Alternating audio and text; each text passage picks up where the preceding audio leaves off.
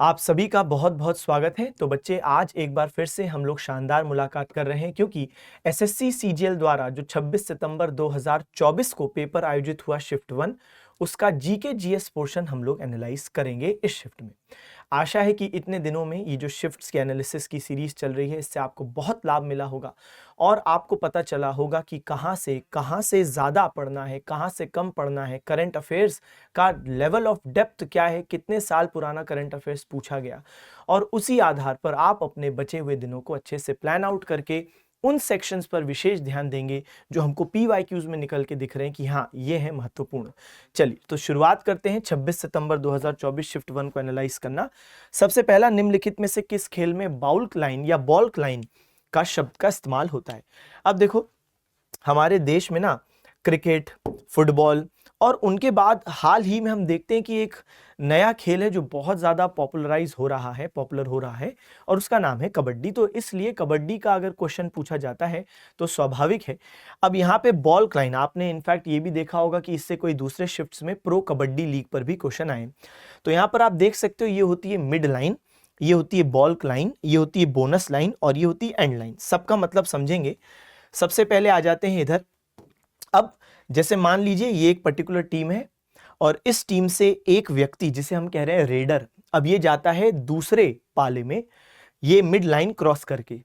अब उसके लिए कंपलसरी है कि वो एटलीस्ट बॉल्क लाइन क्रॉस करे, यानी उसका एक पांव एटलीस्ट बॉल्क लाइन के उधर जाना ही चाहिए। अगर वह व्यक्ति, वह रेडर बिना बॉल्क लाइन क्रॉस किए वापस आ जाता है तो वो खुद ही आउट हो जाएगा। तो ये कंपलसरी कि आप बॉल्क लाइन क्रॉस करो। बॉल्क लाइन क्रॉस करने का मतलब यह है कि कम से कम आप एक पर्टिकुलर, आपने एक बेंचमार्क, एक डेडलाइन जिसे कह लो, एक लाइन कह लो, जिसे आपने क्रॉस किया है, जिसकी वजह से एटलीस्ट गेम में रोमांच बना रहे। और इसके बाद जो लाइन है, जिसको हम लोग कह रहे हैं क्या, बोनस लाइन, ये अगर आप क्रॉस करते हो तो फिर आपको एक बोनस पॉइंट मिलता है, आपको यानी आपकी टीम को। सही है। तो ये कुछ इंपॉर्टेंट लाइंस हैं, तो मुझे आशा है कि आप इसे समझ पाए होंगे। तो एक बॉल्क लाइन जिसे क्रॉस करना कंपलसरी, नहीं क्रॉस किया, आप ऐसे ही वापस आ गए अपने पाले में, तो फिर तो आप ही आउट हो जाओगे। और एक हो गई आपकी बोनस लाइन, कि इसमें अगर आपने एक पांव रखा एटलीस्ट और फिर आप वापस आए तो आपको एक बोनस पॉइंट तो मिलना तय है। पूरे टाइम पर कबड्डी कबड्डी भी बोलना होता है ना। तो यहाँ पे सही जवाब बच्चे क्या है? तो सही जवाब है कबड्डी। आइए आगे बढ़ते हैं अगले प्रश्न की तरफ। हाँ, लोक रंजन उत्सव किस भारतीय राज्य की लोक और जनजातीय संस्कृति का जश्न मनाता है? अभी जो लोक रंजन त्योहार है, ये मध्य प्रदेश का त्योहार है। इनफैक्ट मध्य प्रदेश में एक और बड़ा मिलता जुलता त्योहार है जिस पर भी क्वेश्चन आते हैं, और वो है लोक रंग। तो लोक रंजन और लोक रंग ये दोनों मध्य प्रदेश के हैं। इसके अलावा आप देखते हैं मालवा उत्सव, मालवा वाला जो क्षेत्र है वो मध्य प्रदेश में। इसके अलावा मेनली मध्य प्रदेश में खजुराहो नृत्य महोत्सव बहुत फेमस। तो इंडिया के बहुत ही इंपॉर्टेंट क्लासिकल डांस फेस्टिवल्स में से एक खजुराहो कहां पर है? मध्य प्रदेश के छतरपुर। तो मध्य प्रदेश में एक जगह है छतरपुर, वहां पे आपने नाम सुना होगा खजुराहो मंदिर, जो कि चंदेल राजपूतों ने बनवाए थे, तो उसी के बगल में। नेक्स्ट बात करें उज्जैन कुंभ मेला। ठीक है, ठीक, उज्जैन कुंभ मेला हम जानते हैं कि कुंभ इंडिया में 4 जगहों पे आयोजित होते हैं। तो एक नासिक महाराष्ट्र, एक उज्जैन मध्य प्रदेश, एक प्रयागराज उत्तर प्रदेश और एक हरिद्वार उत्तराखंड। इसके अलावा नागाजी मेला, ये भी एमपी में बहुत फेमस। खास तौर पे यहाँ पे एक जो मेला लगता है वहां पे बड़ी संख्या में लोग पार्टिसिपेट करते हैं। तानसेन संगीत समारोह कहाँ? ग्वालियर। जब हम बात करते हैं इसकी, तो ये तानसेन कवि सम्मान समारोह एग्जाम में आ जाता है, जहां पे अवार्ड देती है मध्य प्रदेश सरकार म्यूजिक के फील्ड में। और संगीत समारोह ये भी ग्वालियर, क्योंकि ग्वालियर में ही तानसेन जी की समाधि, इनका जन्म भी ग्वालियर में हुआ था। ग्वालियर के राजा विक्रमजीत ने ही इनको तानसेन की उपाधि दी थी, अकबर ने नहीं, उनने, विक्रमजीत सिंह ने। और ग्वालियर में इनकी समाधि है। इसके अलावा पचमढ़ी जो हिल स्टेशन है, तो पचमढ़ी उत्सव। आगे बढ़ते हैं। भारतीय संविधान के भाग 4 में अनुच्छेद 36 से 51 तक निम्नलिखित में से कौन सा वर्णित है? डायरेक्टिव प्रिंसिपल्स, मौलिक अधिकार, संघ, मौलिक कर्तव्य। बहुत ज्यादा लड्डू क्वेश्चन, डीपीएसपी। अब ऐसे इतने ज्यादा इजी क्वेश्चंस में क्या ही बोला जाए, मतलब अभी तक तो जो शिफ्ट हमको देखने को मिली है, तो अभी तो सिर्फ ज्यादा नहीं, 3-4 क्वेश्चन ही हमने देखे, तो बिल्कुल इजी स्तर की शिफ्ट हमको देखने को मिलती है। तो पार्ट 4 36 to 51। और अगर हम इसके बारे में चर्चा करें तो डीपीएसपी में बच्चे कुछ ऐसे डीपीएसपी जिसपे विशेष रूप से क्वेश्चन आता है, खास तौर पे जो 42nd कॉन्स्टिट्यूशनल अमेंडमेंट एक्ट 1976 है, इसके द्वारा हम देखते हैं कि जो 3 नए डीपीएसपी ऐड किए गए थे, 39 है, 43 और 48 है, और इनके अलावा इसी कॉन्स्टिट्यूशनल अमेंडमेंट एक्ट ने 39 आर्टिकल के अंतर्गत जो क्लॉज एफ था उसमें अमेंडमेंट भी किया था। तो एक ये चीज है, और ये आपके 3 हो गए, 39A equal justice free legal aid, 43A participation of workers in management of industries, और 48A प्रोटेक्शन ऑफ एनवायरनमेंट से संबंधित। इसके अलावा 97 कॉन्स्टिट्यूशनल अमेंडमेंट एक्ट 2011 जो कोऑपरेटिव सोसाइटीज के लिए बोलता है, वो भी बहुत ज्यादा महत्वपूर्ण हो जाता है। चलिए, तो इन पे विशेष फोकस रखना है, बाकी क्वेश्चन तो सिंपल था। ठीक है, साइंस का क्वेश्चन, साइंस के एक्सपर्ट फैकल्टी देखेंगे। कृषि को बढ़ावा देने के लिए मोहम्मद तुगलक ने निम्नलिखित में से किस नए मंत्रालय की स्थापना की? तो बहुत सिंपल, दीवान अमीर को ही हम लोग क्लास में भी इसको डिस्कस करते ही हैं। अलग अलग डिपार्टमेंट्स की बात करें, जैसे बलबन द्वारा, जो बलबन थे ना, उनने जो डिपार्टमेंट स्थापित किया था दीवान अर्ज, तो ये मिलिट्री डिपार्टमेंट था।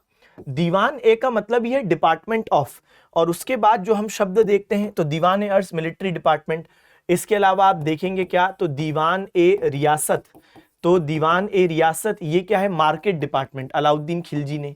और इसके अलावा दीवान ए मुस्तका राज, दीवान ए मुस्तका राज, ये मुस्तका राज जो है लैंड रेवेन्यू डिपार्टमेंट है, तो ये भूमि मापन भी करता था, लैंड मेजरमेंट, और फिर उस हिसाब से टैक्स भी लिया जाता था, तो अलाउद्दीन खिलजी।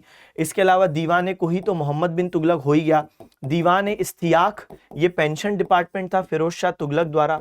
फिरोज शाह तुगलक ने इसके अलावा एक दीवान बंदगान स्लेव डिपार्टमेंट, जो कि स्लेव्स को मेंटेन करता था, उनका नाम रजिस्टर में मेंटेन करना, कौन सा स्लेव कहाँ पे एम्प्लॉयड है, क्योंकि फिरोज शाह तुगलक के पास 1,80,000 से भी ज्यादा स्लेव थे। इसके अलावा दीवान खैरात जो दान विभाग था गरीब मुस्लिम लड़कियों के लिए, जो गरीब मुस्लिम लड़कियां उनकी शादी करवाना, अनाथ बच्चों की देखभाल करना, तो ये भी फिरोज शाह तुगलक। ठीक है, तो ये कुछ महत्वपूर्ण डिपार्टमेंट्स हो गए। आइए आगे की चर्चा करते हैं। अगला प्रश्न, निरुपमा, हाँ जी, तो निरुपमा संजीव भारत की प्रसिद्ध खिलाड़ी हैं किस फील्ड में? तो इसका सही जवाब क्या है, टेनिस। अब जब हम लोग निरुपमा संजीव जी के बारे में बात करते हैं तो इन पर क्यों प्रश्न पूछा गया होगा? तो असल में ये निरुपमा संजीव कोई नॉर्मल या जनरली टेनिस खिलाड़ी नहीं है। आप ये सोचो 1998 की बात कर रहे हैं, उस समय 1998 में आप सोचो किस तरीके का महिलाओं के लिए माहौल था, और उस समय स्पोर्ट्स में नाम बना पाना बहुत बड़ी बात है। मतलब आप सोचो लगभग 2028 आने वाला है, 30 साल पहले महिलाओं के लिए जो बंधन थे, उस स्थिति में ये वो सबसे पहली भारतीय महिला है जिन्होंने ग्रैंड स्लैम टूर्नामेंट जो ऑस्ट्रेलियन ओपन में उस समय 1998 में हुआ, तो वहां पर एक राउंड जीता। आप बोलोगे कि सर ग्रैंड स्लैम टूर्नामेंट में एक राउंड जीता, इतने में बस क्वेश्चन, अरे ग्रैंड स्लैम टूर्नामेंट में पहुंचना ही बहुत बड़ी बात है, और जीतना और बड़ी बात है, वो भी भारत की महिला जो कि 30 साल पहले की महिला, बहुत बड़ी अचीवमेंट है, और निश्चित रूप से एक बहुत बड़ा इंस्पिरेशनल फिगर रही है। न जाने कितने लोगों को फिर इनने इंस्पायर किया है, विशेष रूप से महिलाओं को। ठीक है, इसके अलावा इनने सभी 4 जो ग्रैंड स्लैम टूर्नामेंट्स हैं, Australian open, French open, Wimbledon, US open, सब में हिस्सा लिया है, लेकिन जो राउंड जीता है वो ऑस्ट्रेलियन ओपन में जीता था। ठीक है, और फेड कप में, जो फेड कप है उसमें भी इंडिया को रिप्रेजेंट किया। ये भी अपने आप में प्रश्न आ सकता है कि फेड कप ये किस स्पोर्ट से संबंधित है, तो सही जवाब देंगे टेनिस से संबंधित है। आइए अगला प्रश्न देखते हैं। कुकी नृत्य भारत का एक लोक नृत्य है जो मुख्य रूप से डैश में किया जाता है। ये कुकी जनजाति द्वारा, जो नागालैंड की बड़ी फेमस जनजाति है कुकी ट्राइब, तो कुकी ट्राइब द्वारा नागालैंड में किया जाता है। इसके बारे में कुछ बातें पढ़ते हैं। कुकी नृत्य भारत के नागालैंड राज्य में कुकी जनजाति द्वारा किया जाने वाला एक फोक डांस से लोक नृत्य है। यह एक जीवंत और ऊर्जावान नृत्य है जो उनके सांस्कृतिक समारोहों को एक उनका महत्वपूर्ण हिस्सा है। ठीक बात है, कुकी नृत्य। तो आपने एक चीज देखी कि जब हम स्टैटिक जीके के अंदर 4 ऐसे टॉपिक बोलते हैं जहां से कंपलसरी की हर शिफ्ट में 2 क्वेश्चन आते हैं, तो वो क्या है? स्टैटिक जीके के अंदर एक है क्लासिकल म्यूजिक, ठीक है, folk music, classical dance, folk dance, ये हो गए कंपलसरी वाले।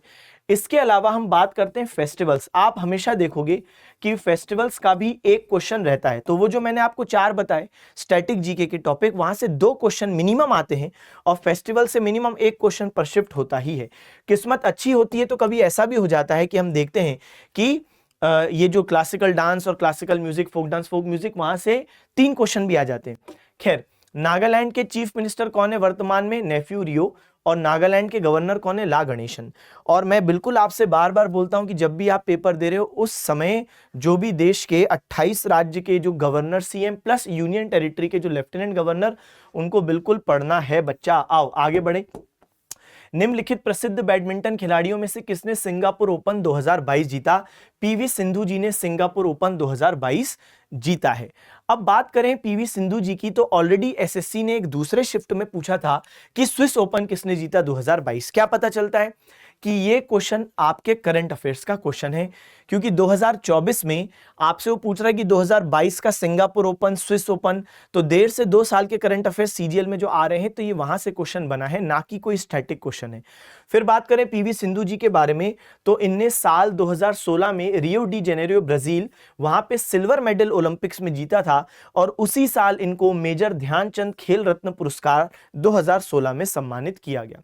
इसके अलावा 2020 में टोक्यो ओलंपिक्स में, जो हुआ 21 में था कोविड की वजह से, वहां पे इन्होंने ब्रॉन्ज मेडल जीता था पीवी सिंधु ने, और उसकी वजह से इनको पद्म भूषण सम्मान मिला था 2020 में। ठीक है, चलो तो बात करते हैं, ये सब बातें हो गई। तो 2016 रियो डी जेनेरियो और 2020 टोक्यो।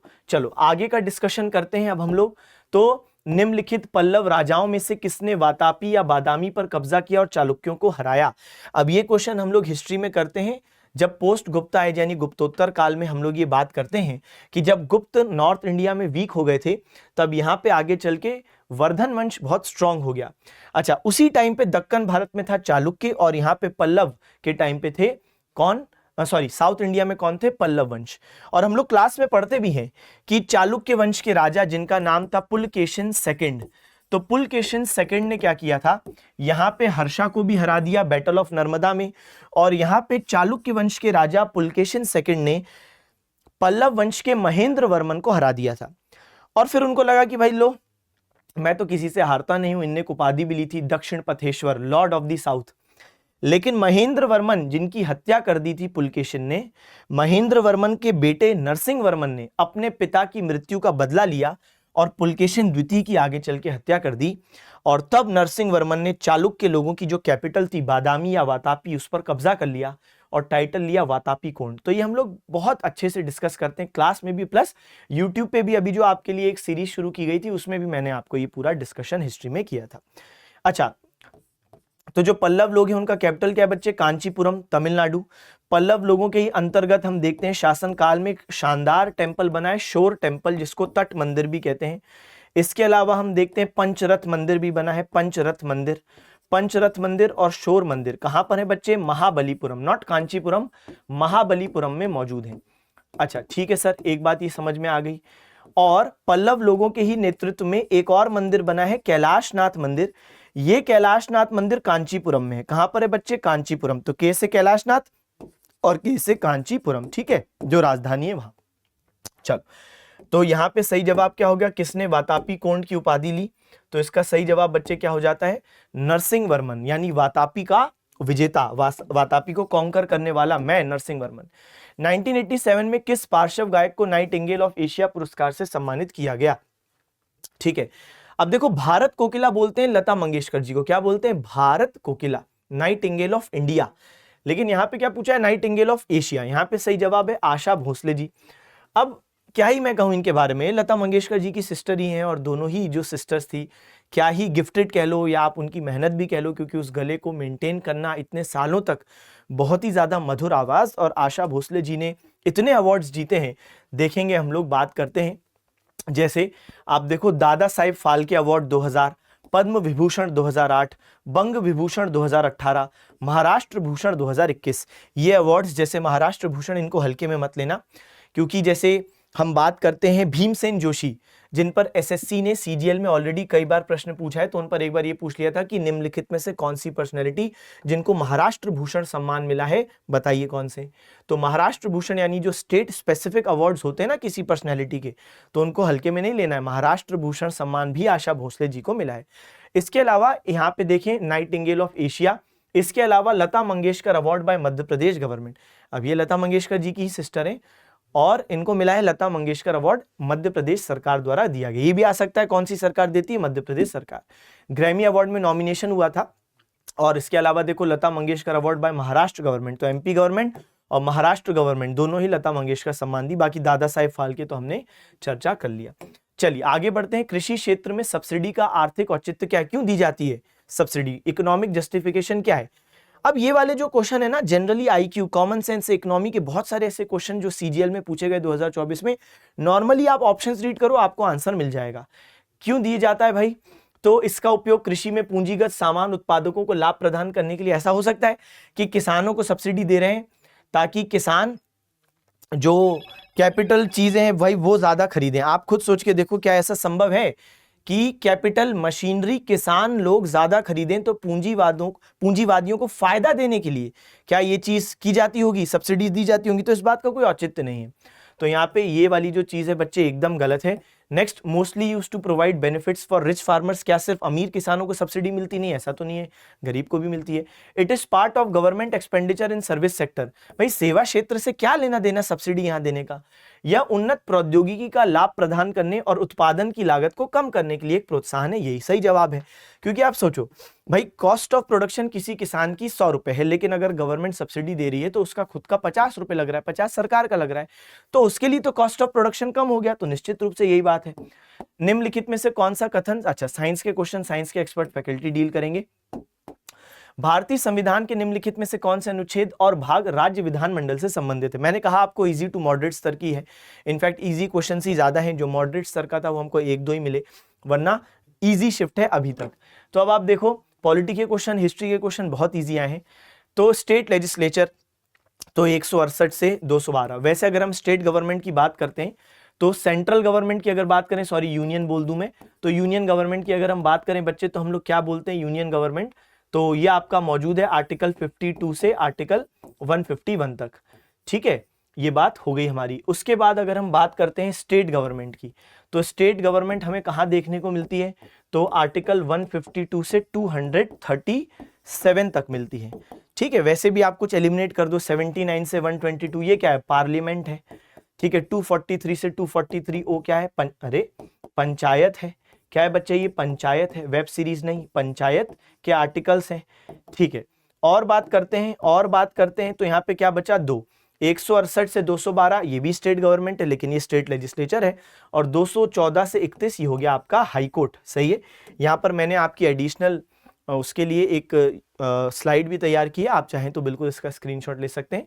तो 152 से 237 राज्य सरकार, इसमें 152 है जनरल, कार्यपालिका है 153 से 167, विधानमंडल है 168 से 212, उच्च न्यायालय 214 से 31, और जो सबऑर्डिनेट कोर्ट से अधीनस्थ न्यायालय 233 से 37। तो मुझे आशा है कि जो सीरियसली पढ़ने वाले बच्चे होते हैं ना, उनके लिए बहुत आसान चीजें हैं। आगे बढ़ते हैं। चलो, गंडक नदी किस नदी की सहायक नदी है? बच्चे बाय एलिमिनेशन भी कर लोगे, बेसिक ऊपर से भी किसी ने पढ़ा है तो बता देगा कि गंगा की ट्रिब्यूटरी है गंडक। तो हम इसको ऐसे देखें, ये हो गई गंगा जो आपको बीच में ब्लू लाइन दिख रही है, इसकी लेफ्ट बैंक ट्रिब्यूटरीज यानी जो लेफ्ट से इसको जुड़ रही हैं इससे, और ये राइट बैंक ट्रिब्यूटरीज जो इसको राइट साइड से जो जुड़ रही हैं गंगा से। अब बात करते हैं याद कैसे करें लेफ्ट बैंक को, तो राम जाने गोमती का घाघरा गंदा कैसे, तो इस ट्रिक से आप याद रख सकते हो। लेफ्ट बैंक ट्रिब्यूटरीज, राम से राम गंगा, राम जाने गोमती से गोमती तो हो गया, गोमती का घाघरा घाघरा, गंदा से गंदक, और कैसे से कोसी। अब बात करते हैं गंडक की, तो आप देख पा रहे हो कि गंडक कुछ इस तरीके से ज्वाइन करती है। यहां पे मैंने आपके लिए ना एक और शिफ्ट का क्वेश्चन रखा है, एसएससी CHSL 2022। तो CHSL 2022 में आपसे एक प्रश्न पूछता है वो कि गंगा नदी की कौन सी उत्तरी तट की सहायक नदी है? सुनना, ये 2024 की शिफ्ट का नहीं है, लेकिन मैं एनालाइज करवा रहा हूं आपको कि बच्चे PYQ लगाने से कितना फायदा होता है। खैर, गंगा नदी की कौन सी उत्तरी तट की सहायक नदी काली गंडक और त्रिशूल गंगा नामक 2 धाराओं से मिलकर बनी है? तो इसका सही जवाब भी क्या है? गंडक। तो जब हम गंडक की बात करते हैं तो वो काली गंडक और त्रिशूल गंगा के मिलन से, जैसे जब हम गंगा नदी की खुद बात करते हैं तो गंगा नदी किन 2 हेड स्ट्रीम्स के मिलने से बनती है? भागीरथी और अलकनंदा, देवप्रयाग में मिलती है। उसी प्रकार बच्चे गंडक किससे मिलकर बन रही है? तो काली गंडक और त्रिशूल गंगा। ठीक है जी, ठीक है सर। आओ आगे बढ़ते हैं। तो साइंस के क्वेश्चन, साइंस के एक्सपर्ट फैकल्टी डील करेंगे। भारत में निम्नलिखित में से कौन सा क्षेत्र मौसमी बेरोजगारी का सामना करता है? बहुत सिंपल। अब आप सोचो बच्चे, जब मैं बात करता हूं मैन्युफैक्चरिंग, तो ये तो साल भर होती रहती है ना। नेक्स्ट, ऑब्वियस सी बात है, क्योंकि यहां तो ऐसा है कि हम कोई अगर चीज को मैन्युफैक्चरिंग कर रहे हैं तो जनरली बात करें तो साल भर ही हम देखते हैं कि हाँ ठीक है, यूटिलाइजेशन हो रहा है और प्रोडक्शन हो रहा है। मेडिकल की बात करें साल भर नीड है, IT की बात करें साल भर नीड है, साल भर आप ऐप कोडिंग डिकोडिंग आप सर्विसेज देते हो, है कि नहीं, तो ये भी ईयर लॉन्ग चीज है। लेकिन जब हम कृषि की बात करते हैं तो निश्चित रूप से सीजनल, जैसे अगर आपके पास जमीन ऐसी है और आप ऐसे भौगोलिक क्षेत्र में रह रहे हो, जोग्राफिकल कंडीशंस ऐसी हैं जहां पे सिर्फ कुछ ही टाइम पे वो जमीन आपके लिए यूजफुल है। जैसे आप मान लो खरीफ क्रॉप्स आप उगा रहे हो, अब खरीफ क्रॉप्स मॉनसून क्रॉप्स हैं, तो आपके पास जो जमीन है और जो भौगोलिक परिस्थितियां हैं वो खरीफ क्रॉप्स के लिए अच्छी हैं, तो आपने उस सीजन में निश्चित रूप से उगाया, अच्छा हार्वेस्ट हुआ, फसल कटाई हुई, अच्छा आपके पास उत्पादन हुआ। लेकिन अब बाकी जो महीने हैं वहां पे आप क्या कर रहे हो, कुछ दूसरा काम, क्योंकि अभी आपके लिए वो जमीन या वो भौगोलिक क्षेत्र उतना फायदेमंद नहीं हो सकता। आप छोटे मोटे कुछ क्रॉप्स उगा लो, वो एक अलग बात है, लेकिन बड़े स्तर पर तो नहीं कर रहे हो। तो फिर ऐसी स्थिति में ये सीजनल अनएम्प्लॉयमेंट की बात यहाँ पे हो रही है। ठीक है, तो ये बड़ा सिंपल सा क्वेश्चन था। आओ आगे बढ़ें। तो again match the following social reform organisations with their respective founders. ठीक है जी, तो ब्रह्म समाज 1828 में राजा राम मोहन रॉय जी ने स्थापित की। राजा राम मोहन रॉय जी ने इसको स्थापित किया कलकत्ता में। कहां पे स्थापित किया? कैलकाटा में स्थापित किया। नेक्स्ट बात करो, रामकृष्ण मिशन 1897 में स्थापित स्वामी विवेकानंद द्वारा। तो इसका जो हेडक्वार्टर है वो कहाँ है? बेलूर, ये वेस्ट बंगाल में। रामकृष्ण मिशन स्वामी विवेकानंद, तो यहाँ पे मैं विवेकानंद जी का नाम लिख देता हूँ। ठीक है, अगली बात करें बच्चा। हाँ सर, अगला बताइए। तो अगला देखें, प्रार्थना समाज 1867, आत्माराम पांडुरंगा। तो जो सबसे मेन फाउंडर है वो आत्माराम पांडुरंगा जी है। हम लोग क्लास में भी बिल्कुल अच्छे से पढ़ते हैं। और भी लोग हैं, जैसे हम बोलते हैं MG रनाडे, है ना, NG चंदवरकर, लेकिन जो सबसे मुख्य है आत्माराम पांडुरंगा, और इनने बॉम्बे में स्थापित किया। और बात करें बच्चे आर्य समाज, तो आर्य समाज की स्थापना 1875 में हुई। आर्य समाज की स्थापना 1875 में हुई, शुरुआत में बॉम्बे में, आगे चल के हेडक्वार्टर लाहौर चला जाता है। और आर्य समाज की स्थापना दयानंद सरस्वती जी, तो स्वामी दयानंद सरस्वती। अब देखो बड़ा सिंपल हो गया। तो ब्रह्म समाज में कर दो आप A का कर दो 3, A का 3 किसमें? अरे बाप रे, लो पहले से ही बन गया, फालतू हमने मेहनत किया नहीं। जिस बच्चे को सिर्फ ब्रह्म समाज मालूम वो भी बना देता। महालड्डू क्वेश्चन। रामकृष्ण मिशन एक बार फिर भी रीचेक करते हैं। रामकृष्ण मिशन बच्चे किससे? तो रामकृष्ण मिशन स्वामी विवेकानंद, तो B का कर दो 1। हाँ यही है, और क्या। C का 2 होगा प्रार्थना समाज आत्माराम पांडुरंगा, ठीक है। D का 4 होगा आर्य समाज दयानंद सरस्वती, तो ये हमारा सही जवाब हो गया। या हिंदी वाले माध्यम के जो बच्चे हैं उनके लिए ये हो गया जवाब। चलो 1857 की क्रांति मई में भारत में निम्नलिखित में से किस छावनी से शुरू हुई थी? महालड्डू क्वेश्चन क्लास में पढ़ते हैं कि 10 मई 1857, तो मेरठ से शुरू होती है 1857 की क्रांति। और जब हम लोग रिवोल्ट ऑफ 1857 की बात करते हैं जो मेरठ से शुरू होती है, तो हम लोग ये भी देखते हैं कि इससे पहले 29 मार्च 1857 को मंगल पांडे साहब ने 2 ब्रिटिश अधिकारियों की हत्या कर दी थी। लेकिन यहां से विद्रोह की शुरुआत नहीं मानते, क्योंकि मंगल पांडे साहब का निश्चित रूप से जो सैक्रिफाइस है वो बहुत बड़ा है, लेकिन वो सिंगल व्यक्ति थे। ठीक है, 8 अप्रैल को उनको फांसी दे दी जाती है। 8 अप्रैल 1857 को इनको फांसी की सजा होती है। तो अभी भी हमने नहीं देखा कि विद्रोह शुरू हुआ। लेकिन इसके अगले महीने मार्च, अप्रैल, मई, तो 10 मई 1857 को मेरठ में मौजूद जो भारतीय सेना होती है वो बिल्कुल बड़े स्तर पर विद्रोह करती है। बहुत सारे लोग विद्रोह कर रहे हैं, ब्रिटिश अधिकारियों को मारते हैं, और यहीं से मेरठ से फिर माना जाता है कि शुरुआत हो गई।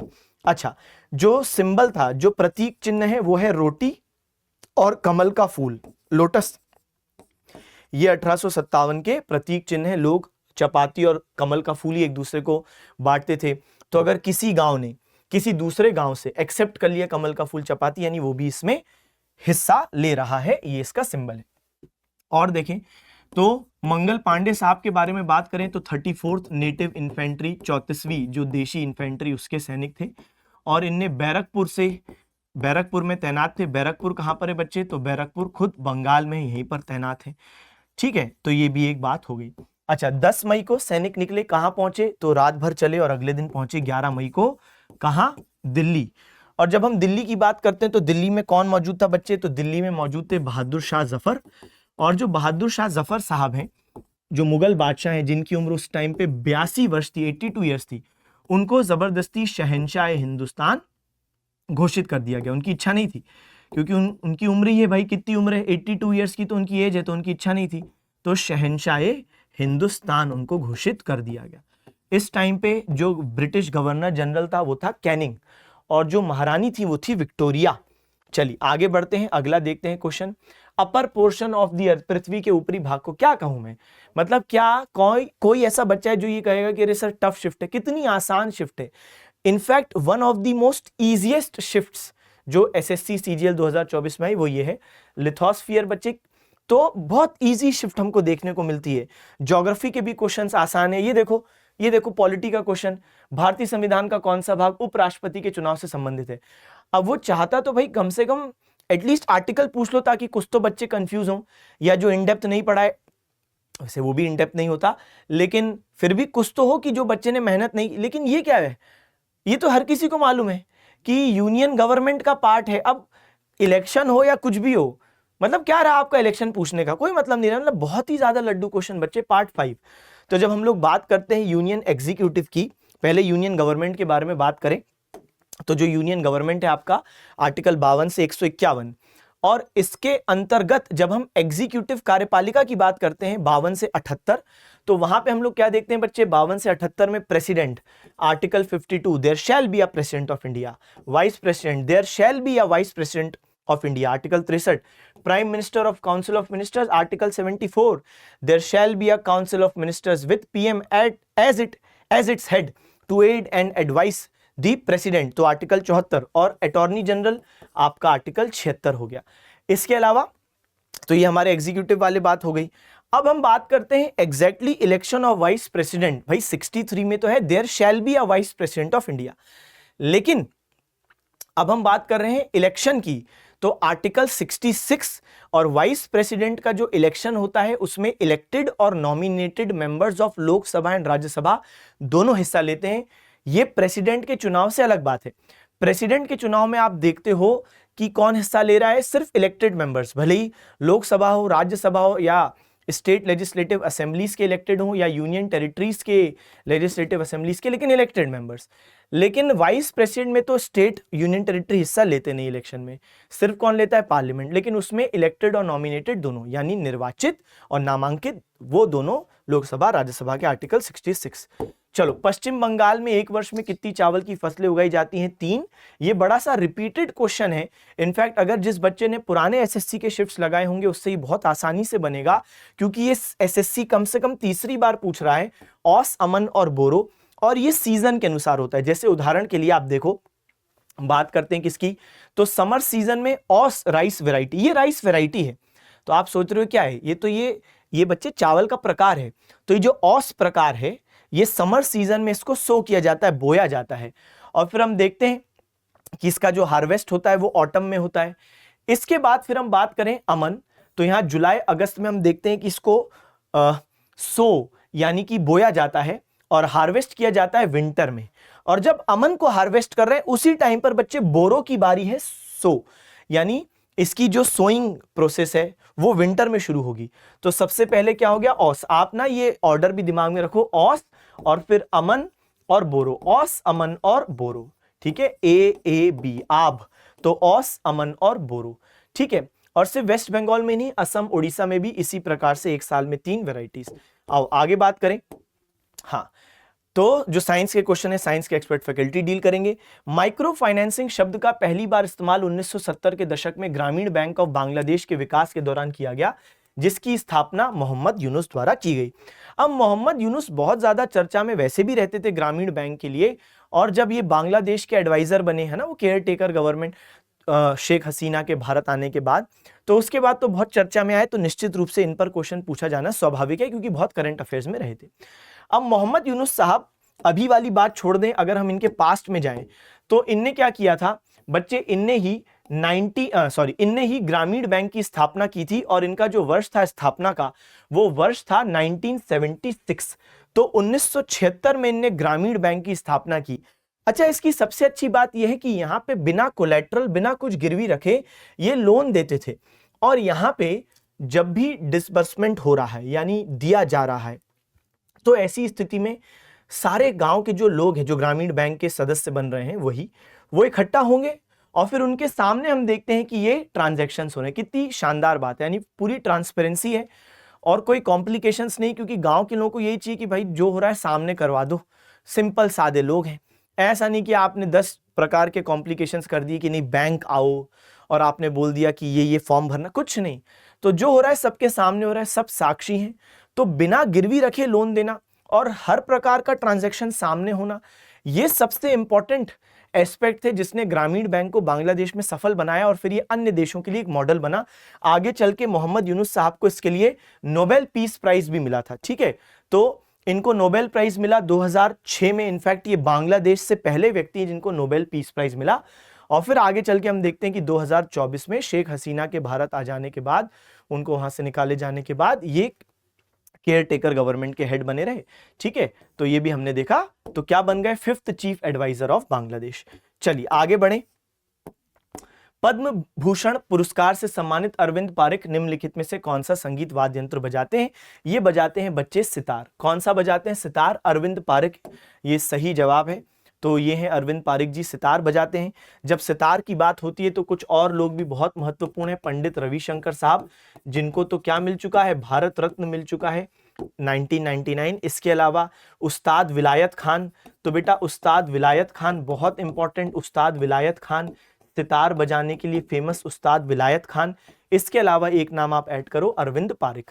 अब इनको देखो, संगीत नाटक अकेडमी द्वारा अवार्ड भी दिया जा चुका है और साथ साथ भारत सरकार ने इनको पद्म भूषण सम्मान, जो इंडिया का 3rd हाईएस्ट सिविलियन ऑनर है, उससे भी सम्मानित किया। हाईएस्ट है भारत रत्न, 2nd हाईएस्ट पद्म विभूषण और 3rd हाईएस्ट पद्म भूषण। तो पद्म भूषण और संगीत नाटक अकेडमी अवार्ड दोनों ही अरविंद पारिक जी को मिल चुके हैं।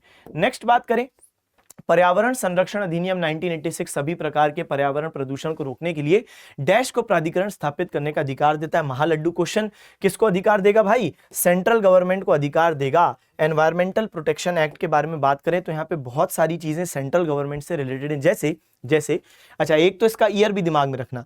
कुछ बड़ी आइकॉनिक लेजिस्लेशन है इंडिया में, जैसे कोपरा हो गया, consumer protection act, disability act पे क्वेश्चन आता है, या डाउरी एक्ट पर क्वेश्चन आता है, हिंदू मैरिज एक्ट पर आता है, और वैसे ही बच्चे एनवायरमेंटल प्रोटेक्शन एक्ट।